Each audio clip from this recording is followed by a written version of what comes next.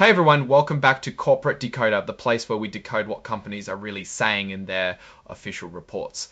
Today we're diving into a filing from Entero Therapeutics. And let me tell you, this one's got more twists than a pretzel. Get ready for reverse splits, potential delistings, and a whole lot of financial juggling. But before we get into that, if you appreciate getting straight insights from corporate documents, make sure you're subscribed. We also have a Discord community linked in the description below for even deeper discussions. So what's the story? Entero Therapeutics, a company focused on, therapeutics, is asking its shareholders for some major changes. We're talking about a potential reverse stock split, which is like taking a bunch of small bills and turning them into one big one and a whole host of other proposals. Why? Let's find out. First off, a proxy statement like this is basically a letter to shareholders asking them to vote on important decisions. Think of it as the company's way of getting everyone on board with their plans. They've included their annual reports from the past couple of years so people can see how the company's been doing, good or bad.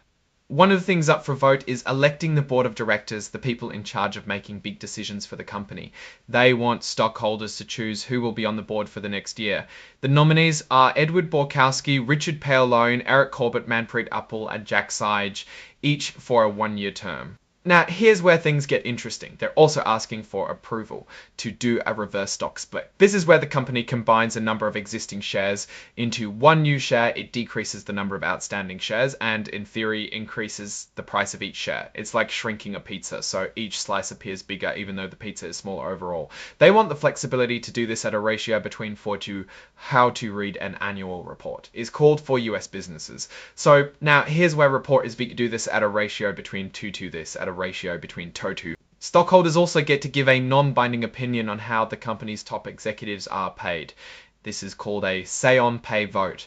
It doesn't force the company to change anything, but it does let them know what the stockholders think. They're also asking stockholders to ratify the appointment of their accounting firm, Machias, Gini & O'Connell, for the next fiscal year. It's standard procedure to have the stockholders okay who is checking the company's books.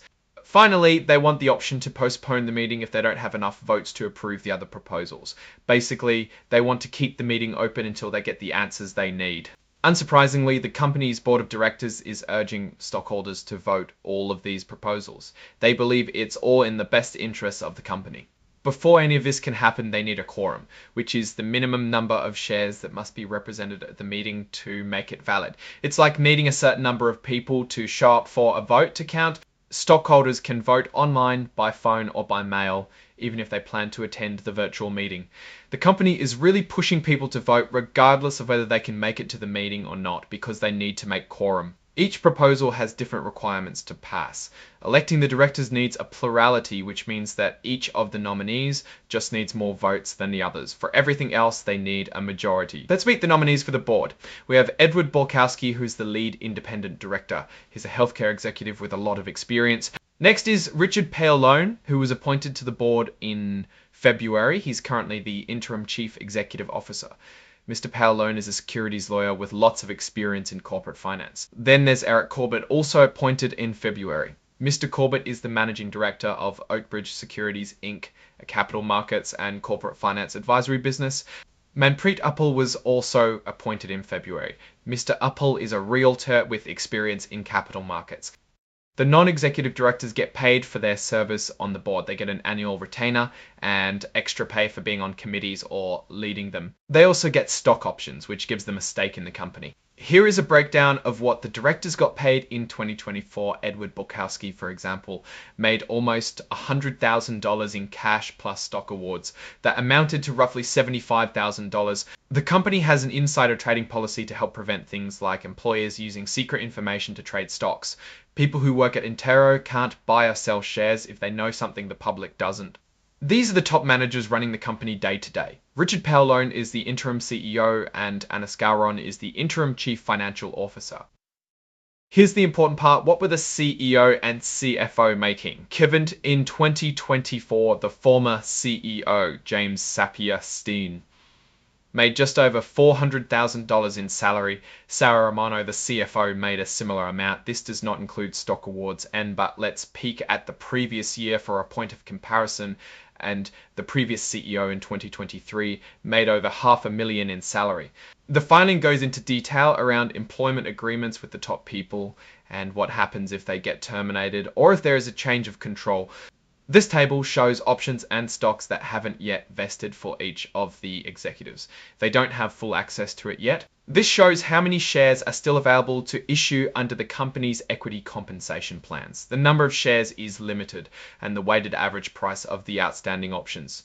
Now comes the part that people care about, the pay versus performance section. This area compares how the companies are compared to how the company's executives are compensated compared to how the company and the stock is performing. If you had a $100 invested, it's now worth negative 10 cents, pretty bad.